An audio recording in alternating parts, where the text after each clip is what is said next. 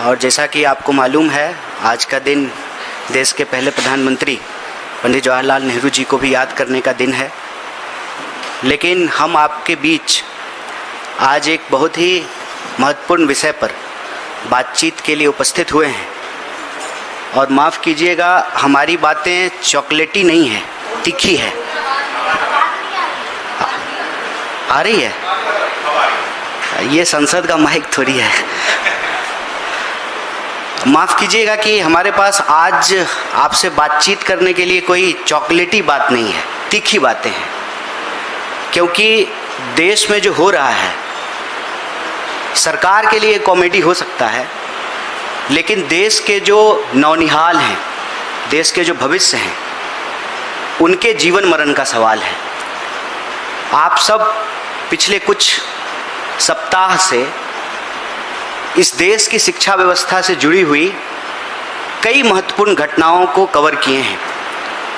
हालांकि हमारी देश की बहुत सारी मीडिया घंटों चर्चा करती है झालमुड़ी पर और मेलोडी पर, लेकिन इन सब चर्चाओं के बीच एक जो ज़रूरी मसला है वो ये है कि इस देश में विद्यार्थियों के, नौजवानों के आत्महत्या करने की जो रफ्तार है वो लगातार बढ़ती जा रही है। 1 घंटे के भीतर 2 नौजवान इस देश में आत्महत्या कर रहे हैं। और आत्महत्या का सीधा संबंध इस देश की चौपट शिक्षा व्यवस्था से है। जो आदमी शिक्षा के लिए योग्य नहीं है, उसको शिक्षा मंत्री बना दिया गया है। और यह बात मैं पूरी जिम्मेवारी से कांग्रेस पार्टी की ओर से आपके बीच रख रहा हूं। आपने देखा होगा कि किस तरीके से हर साल इसी महीने नीट को लेकर के एक बवाल शुरू होता है और सरकार के जो रवैये हैं वो ढाक के 3 पात।